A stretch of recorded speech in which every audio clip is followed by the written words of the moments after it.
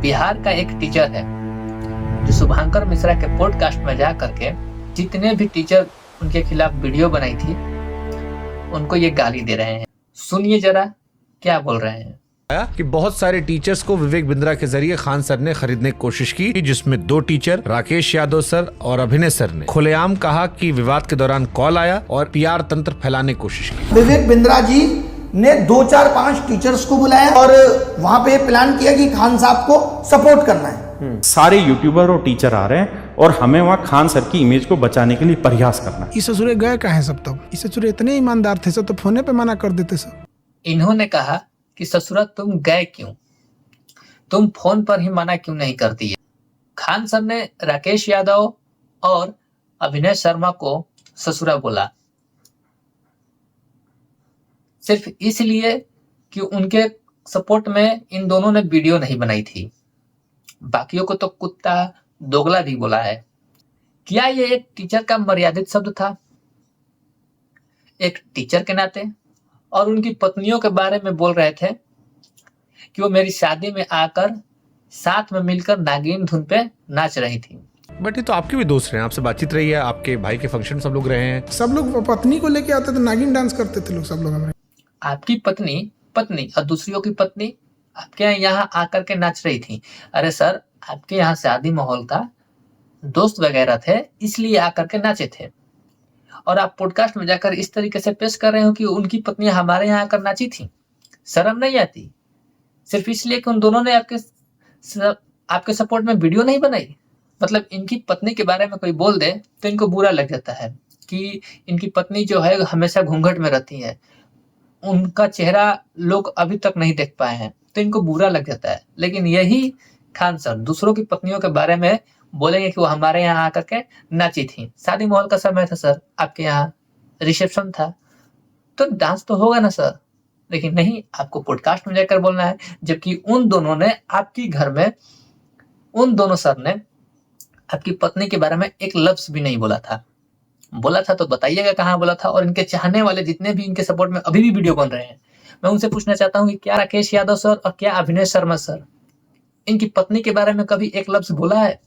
उनके संस्कार कुछ ऐसे हैं, लेकिन इनके संस्कार आज मालूम चल रहा है मुझे जब मैंने पॉडकास्ट देखा है। कमेंट करके बताइएगा क्या यह शब्द मर्यादित थे या नहीं। क्या यह एक टीचर की भाषा हो सकती है? कमेंट में जरूर बताइएगा। आगे सुनिए रोशन सर ने क्या बोला जब खान सर पूरी तरीके से व्यक्तिगत हो गए थे। जब खान सर प्रिंस यादव का FIR लाकर पॉडकास्ट में दिखाते हैं। देखिए, ये बात बोलना नहीं चाहिए। ये हम कुछ FIR ले आते हैं। प्रिंस के ऊपर 2 किडनैपिंग का, 3 आर्म्स एक्ट का। तो मृतक व्यक्ति के बारे में आप ये बातें क्यों बता रहे हो? क्योंकि उनको पुलिस दूसरे केस में भी ढूंढ रही थी। ये वो FIR है जिसकी वजह से देश छोड़ के जाना पड़ा। इसी को लेकर के रोशन सर ने एक जवाब दिया है, सुनिएगा पूरा प्रूफ के साथ।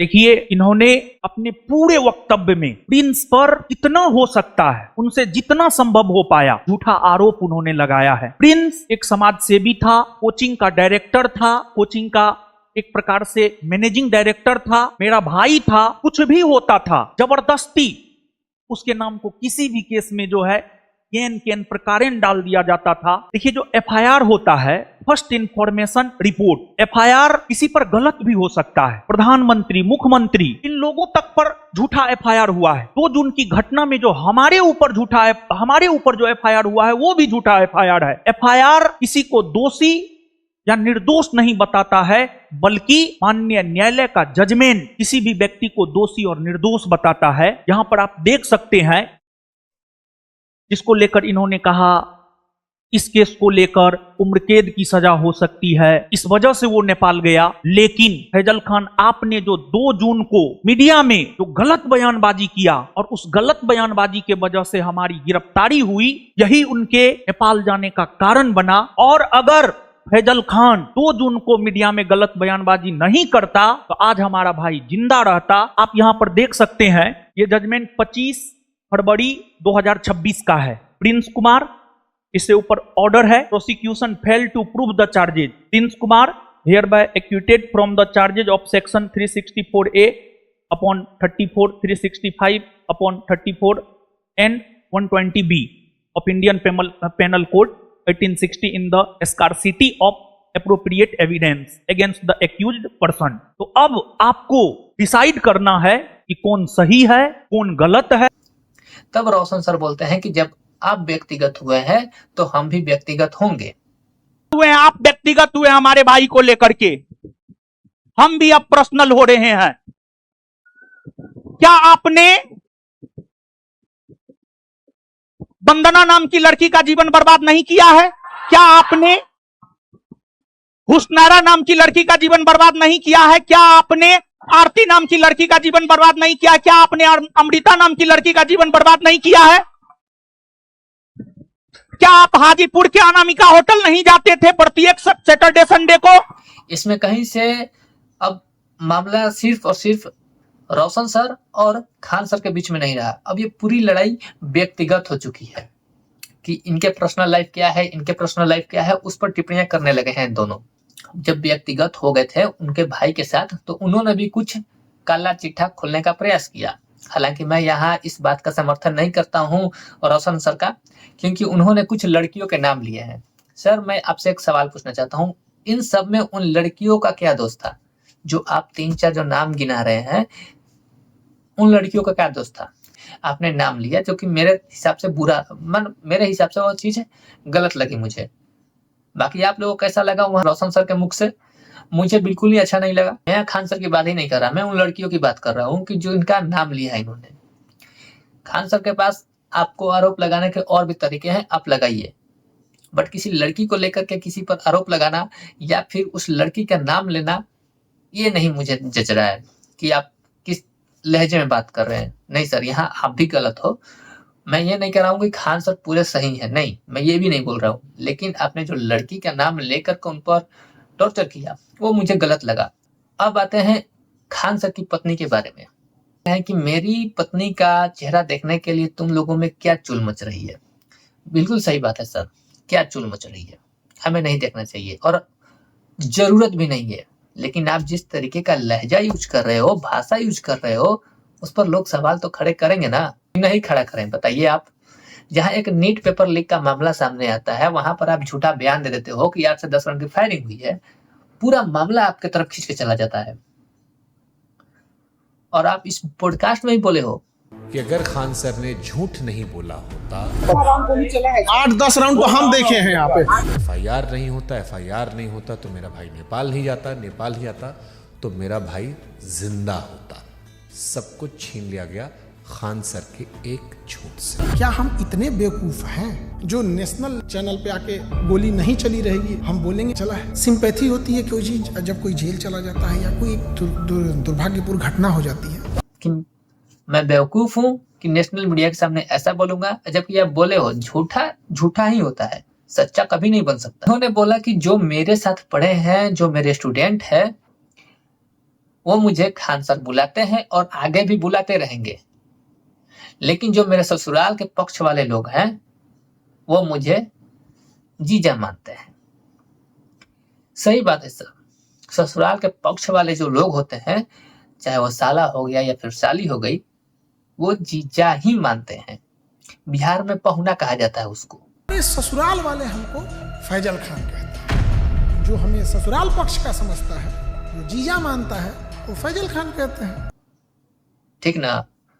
और जो आप शब्द इस्तेमाल कर रहे हैं किसी के लिए, जरा सोच समझ के इस्तेमाल कीजिएगा, क्योंकि उसमें आपके माता पिता भी आते हैं। फैजल खान, फैजलवा कहने वाले, बचपन से आपका नाम फैजल खान पड़ा होगा। और ये किसने दिया आपको नाम? आपके माता पिता ने दिया होगा, आपके भाई बंधु थे वो ये नाम से पुकारते होंगे आपको, दोस्त, रिश्तेदार, ये सारी जितने भी लोग हैं आपको फैजल खान ही बुलाते थे, राइट? आज भी बुलाते होंगे, ऐसा नहीं है कि वो आपको खान सर बुलाते होंगे। अगर आज के डेट में अगर वो आपको फैजल खान बुलाते हैं तो क्या वो आपके ससुराल पक्ष के हो गए? अभी इसी चीज को थोड़ा मैं डिफाइन करता हूँ, गौर से सुनिएगा इस चीज को। जब एक लड़का एक लड़की जन्म लेता है, चाहे वो हिंदू धर्म में हो चाहे मुसलमान धर्म में हो, उसका नामकरण उसके माता पिता के हाथों में होता है। और वो माता पिता उसका एक नाम रखते हैं। जैसे मेरा नाम अमरेश कुमार है, मेरे माता पिता ने नाम रखा, ठीक, और मेरे पूरे आईडी पर अमरेश कुमार ही चलेगा। उसके बावजूद ये जो आप चैनल देख रहे हो, ये पॉलिटिकल अमरेश है, ये मैंने खुद से रखा है। आगे जाकर के फेमस नाम मेरा पॉलिटिकल अमरेश ही होगा। अगर भविष्य में कभी फेमस हुआ तो क्या मैं अपना अमरेश कुमार नाम हटा करके सारे आइडेंटिफिकेशन पर पॉलिटिकल अमरेश कर दूंगा? नहीं ना कर सकता। मेरे मम्मी पापा क्या बोलेंगे? पॉलिटिकल अमरेश क्या बोलेंगे? मेरे रिश्तेदार पॉलिटिकल अमरेश बोलेंगे? नहीं बोलेंगे ना। जो मेरा ओरिजिनल नाम है वही बोलेंगे ना, अमरेश करके पुकारेंगे, ना कि कोई जो मैंने अपना नाम रख दिया उससे बुलाएंगे। मेरा बस इतना ही सा सवाल था कि क्या आपके पिता भी ससुराल पक्ष के थे या नहीं। अब ब्लड रिलेशन जोड़िएगा तो फिर इनकी शादी जिससे हुई उस हिसाब से आप लोग कमेंट करके बता दीजिएगा इनकी शादी किससे हुई है। रीजनिंग का एक चैप्टर है ब्लड रिलेशन, वो पढ़े होंगे तब को मालूम चल जाएगा कि क्या कैसे रिश्ता बदलता है। कमेंट में जरूर बताइएगा उस हिसाब से शादी किससे हुई है। अगर इनके पिता इनको फैजल खान बुलाते हैं तो इनके ये ससुराल पक्ष के हो गए। मतलब खान सर अपना फेस बचाने के चक्कर में, इमेज बचाने के चक्कर में इतने नीचे गिर गए कि उन्होंने शब्द को सही तरीके से ना चयन करके गलत तरीके से चयन कर लिया। मतलब नीचे गिरते जा रहे हो। अच्छा एक चीज बताना, इससे पहले इनकी इस कंट्रोवर्सी से पहले इनकी कितने हेटर्स थे? लगभग 0 के बराबर होंगे। लेकिन इस कंट्रोवर्सी के बाद मुझे नहीं लगता कि इतने होंगे। मुझे लग रहा है अब बढ़ गए होंगे और काफी बढ़ गए होंगे। इस पॉडकास्ट के बाद तो मतलब हैट्स ऑफ है सर अपना फेस का इमेज फिर से गिराने के लिए। कमेंट में बताना इस पॉडकास्ट के बाद कितने % इनके हेटर्स बढ़ गए होंगे। तब तक के लिए देखते रहिए पॉलिटिकल अमरेश सच की आवाज। अगर आपको नेक्स्ट पार्ट चाहिए कि इन्होंने जो मनीष कश्यप को सन ऑफ दोगला बोला है उसका भी वीडियो मैं ला दूंगा, कमेंट सेक्शन में जरूर बताइएगा। अगर वीडियो थोड़ी सी भी अगर आपको इंफॉर्मेटिव लगी हो, अच्छी लगी हो तो लाइक कर देना, शेयर कर देना और चैनल को सब्सक्राइब कर देना। जय हिंद, जय भारत।